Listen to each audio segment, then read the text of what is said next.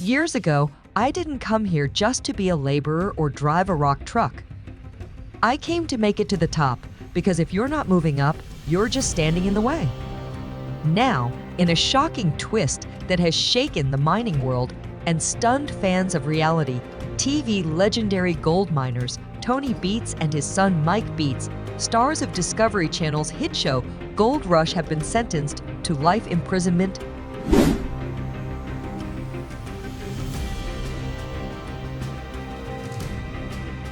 The verdict, delivered yesterday in a packed Yukon Territory courtroom, marked the jaw-dropping conclusion to what many are calling the most significant criminal case ever to shake the world of reality television mining. Tony Beets and his son Mike Beets, famous for their thick Dutch accents, explosive language, and no-holds-barred mining tactics, were found guilty on multiple charges, including massive environmental violations, claim jumping, fraudulent gold reporting, and what prosecutors described as a criminal conspiracy of unprecedented scale in modern mining history. Once hailed as kings of the Klondike and stars of Gold Rush, the Beets' notorious Paradise Hill operation has now been exposed as a criminal empire built on deception, greed, and environmental destruction. The downfall of the Beets empire began 3 years ago when Parker Schnabel, a former protégé of Tony Beets, quietly approached authorities with suspicions about the shady mining practices he had witnessed on nearby claims.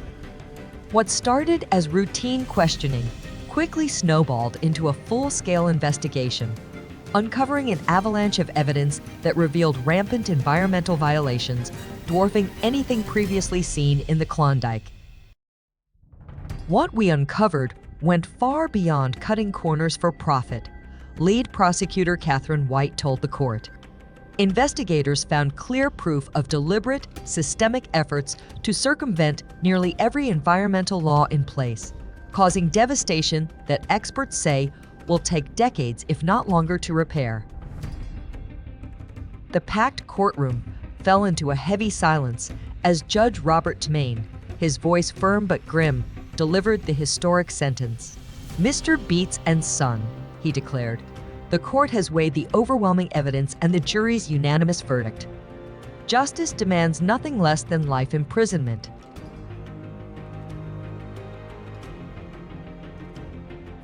The scale and calculated nature of your crimes, combined with your utter lack of remorse, leaves this court no choice but to impose the maximum sentence allowed by law. With those chilling words, Judge Robert Tmain handed down the ultimate punishment, life imprisonment without the possibility of parole. Tony Beets, the 75-year-old mining titan, famed for his Viking-like presence and profanity-laced commands, stood stoic as the sentence was read.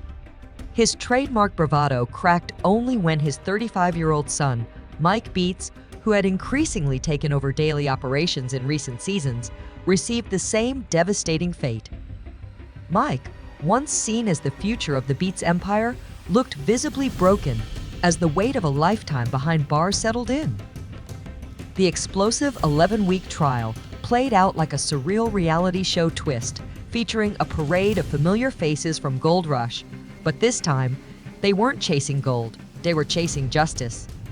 Former Beets crew members delivered the most damning blows, testifying how they were ordered to engage in environmentally destructive practices once the TV cameras stopped rolling. Rick Ness, another Gold Rush veteran and former Beets ally, delivered critical testimony that sealed the prosecution's case.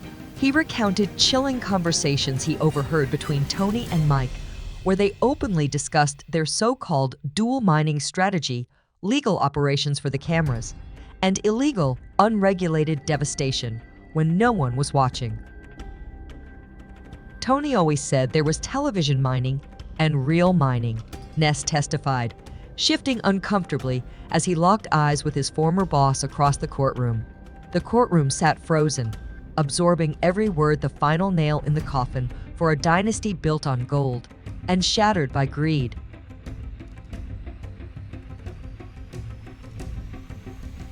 He made it crystal clear certain practices were never to be filmed and speaking about them outside the crew would come with serious consequences. But perhaps the biggest bombshell came not from a minor, but from within the Beets family itself. In a stunning betrayal that left the courtroom reeling, Minnie Beets, Tony's wife of over 40 years, and the family's longtime bookkeeper agreed to testify against her own husband and son in exchange for full immunity. Her testimony ripped the case wide open. Minnie handed over detailed financial records that exposed a web of lies, systematic underreporting of gold production, falsified claims, and an elaborate black market network used to move unreported gold out of the Klondike under the radar. Minnie's decision shattered the Beets dynasty. Daughters Monica and Bianca Beets, once seen as the heirs to the mining empire, publicly sided with their mother, but made it clear they were heartbroken by the overwhelming evidence against their father and brother. Both women sat silently through the verdict, their faces etched with disbelief, before slipping away through a private exit, avoiding the cameras that had once celebrated their family's triumphs. The prosecution's case was further bolstered by Parker Schnabel, the 30-year-old mining prodigy, whose tip originally triggered the investigation. Taking the stand for 3 grueling days, Parker recounted dozens of suspicious activities he had witnessed while working claims adjacent to the Beets land. "I respected Tony. He taught me a lot when I was just starting out," Parker said, locking eyes with his former mentor across the courtroom. "But over time, I saw things I just couldn't explain, not if you were running an honest mine." The tension inside the courtroom was so thick, it felt like the entire weight of the Yukon was pressing down on the Beets family name.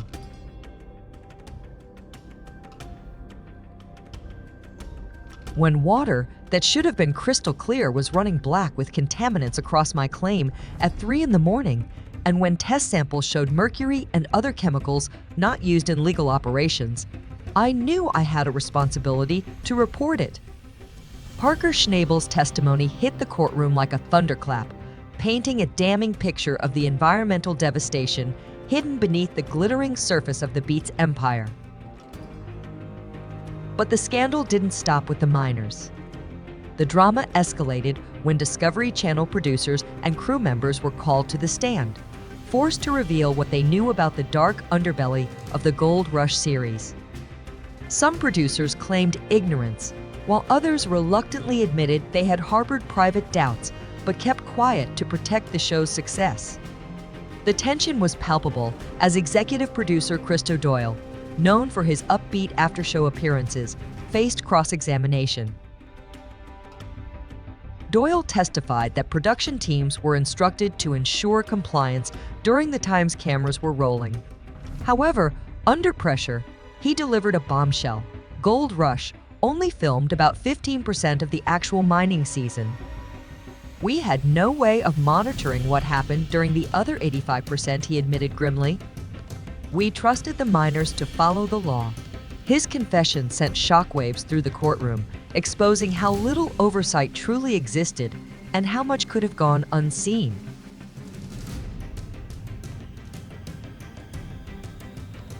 The case has ignited serious debate about the dark side of reality television, raising tough questions about production oversight and accountability. Critics argue that the enormous financial rewards of successful shows like Gold Rush can create a dangerous environment, one where illegal activities are quietly encouraged through willful ignorance and lack of proper scrutiny. In response to the firestorm, Discovery Channel released a statement expressing shock at the verdict and firmly denying any knowledge of the illegal mining practices carried out by the Beets operation. Adding fuel to the controversy was Fred Lewis, a military veteran who joined the Gold Rush cast in later seasons. On the stand, Lewis recalled a disturbing conversation he had with Tony Beets during a rare social gathering off-camera. Tony had several drinks in him and started bragging about how stupid environmental regulations didn't apply to him because he knew how to work around them, Lewis testified. "At the time, I thought it was just Tony talking tough that was part of his persona. I never imagined the scale of what was actually going on behind the scenes. The prosecution cemented its case with devastating environmental evidence. Satellite imagery showed dramatic before and after shots of the land, revealing unauthorized diversions of waterways and wholesale destruction of protected wetlands. Environmental scientists testified that some areas under the Beets' control showed mercury and heavy metal contamination at levels more than 200 times the legal limit. Environmental devastation so severe it may take generations to repair.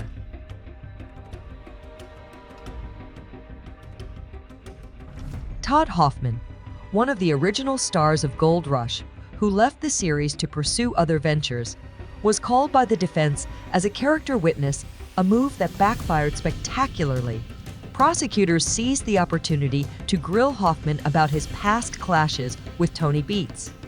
"Yes, Tony and I had our differences," Hoffman admitted on the stand.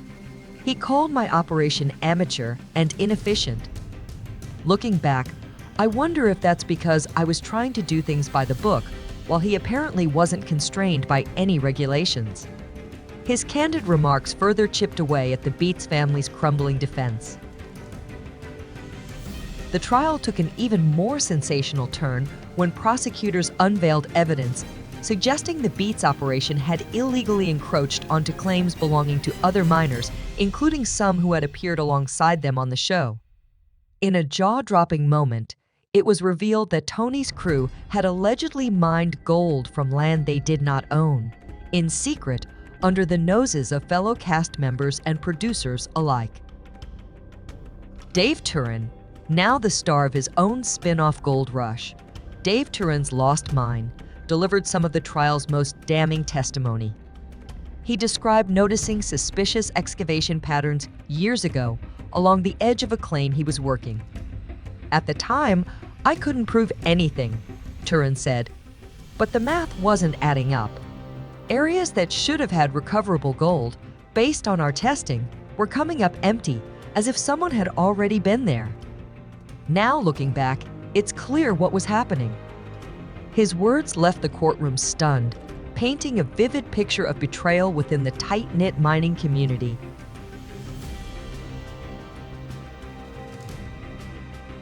The defense, led by high-profile attorney Jonathan Blackwood, tried to flip the narrative, arguing that Tony Beets and his family were victims of selective prosecution fueled by jealousy and resentment. Blackwood painted Tony as a larger-than-life television personality whose booming fame had made him an easy target. "My client is a colorful character who plays a role for television," Blackwood insisted during closing arguments. The prosecution has confused Tony Beets the showman with Tony Beets the businessman. This case is an unprecedented overreach, driven by television drama, not the realities of the mining industry. But the defense strategy quickly lost steam as prosecutors methodically dismantled it piece by piece. They presented hard evidence, environmental test results showing catastrophic contamination, financial records exposing systematic fraud, and testimony from former employees who openly admitted their roles in the illegal operations under Tony and Mike's orders. With every new revelation, Blackwood's argument that this was just theater grew thinner and thinner. The final blow came when prosecutors dropped a bombshell, secretly recorded conversations between Tony and his son Mike. In the tapes, the Beets duo could be heard calmly plotting how to time their illegal mercury use to coincide with periods when government inspectors were working in distant regions. In one particularly damning clip, Tony explicitly instructed Mike on how to cover their tracks, removing any doubt that these weren't just reckless mistakes, they were deliberate, calculated crimes. The courtroom sat frozen, the defense utterly crushed under the weight of the evidence.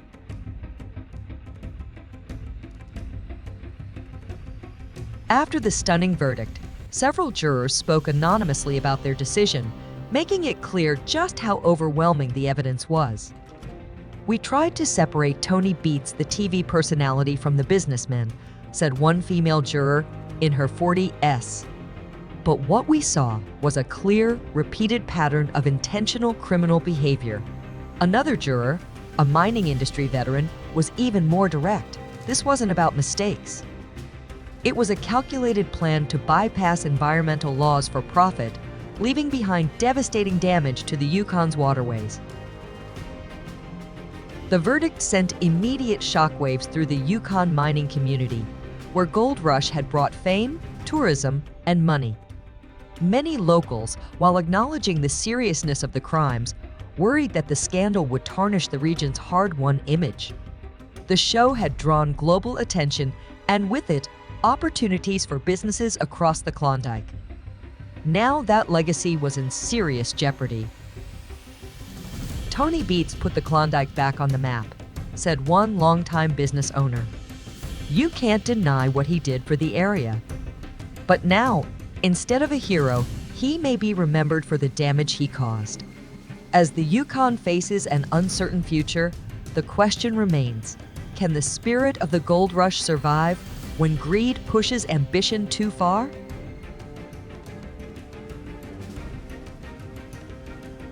As Tony and Mike Beets begin their lives behind bars, major questions loom over the future of the Beets family's once mighty mining empire. Prosecutors have confirmed that a separate civil case is now underway to determine the fate of their extensive mining claims, heavy equipment, and other assets. Early indications suggest that significant portions of the Beets holdings will be seized and liquidated to fund the enormous environmental remediation efforts now required across large swaths of the Yukon, efforts that experts say could take decades and cost millions. For Discovery Channel, the convictions represent an unprecedented crisis for one of its flagship franchises. Gold Rush wasn't just a hit series, it was a cultural phenomenon that built much of its appeal around the larger-than-life personas of Tony Beets and his family. Although the network has announced plans to continue filming with the remaining mining crews, industry insiders are openly skeptical about whether the show can sustain its powerhouse popularity without the Beets' outsized presence, colorful antics, and fierce rivalries that once drove ratings through the roof. Outside the courthouse, emotions ran high among the show's longtime cast and crew. Chris Dammit, the beloved former carpenter turned gold room operator, stood solemnly among reporters. Shaking his head slowly, with the weight of a decade's memories in his eyes, he summed up what many were thinking in just a few simple words. It's the end of an era.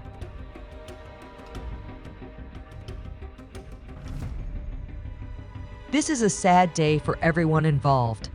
Nobody wins here," said one observer as the courtroom emptied. "The land has been scarred, lives have been destroyed, and a dark shadow now hangs over an industry full of hard-working, honest miners who still believe in doing things the right way." As corrections officers stepped forward, Tony and Mike Beets were led away in handcuffs. For a brief moment, the defiant miner who had once roared across television screens showed a flash of humility. Turning to the gallery packed with media, former colleagues, and spectators, Tony Beets broke his silence. His voice was low, but unmistakable. "The Viking has fallen," he said simply, before disappearing through the door that would forever separate him from the empire he had spent decades building. For fans of Gold Rush, the conviction forces a painful reckoning. Episodes once celebrated for the Beets family's triumphs are now viewed through a far darker lens. Environmental groups have already seized on the trial's outcome, pairing clips from the show with evidence presented in court to launch new campaigns, powerful reminders of why strict mining regulations exist and what happens when greed overtakes responsibility.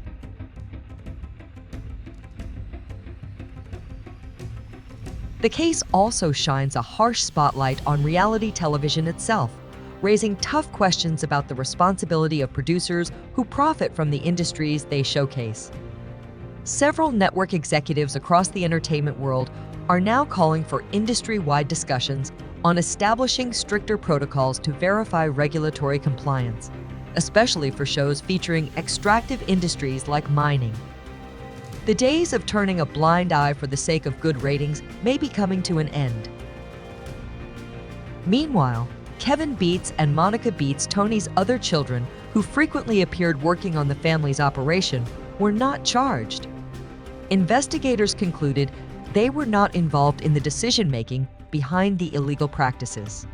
In a joint statement, the siblings expressed deep shock at the extent of the violations and requested privacy as they figure out their next steps, both personally and professionally, away from the shadow of their father's legacy.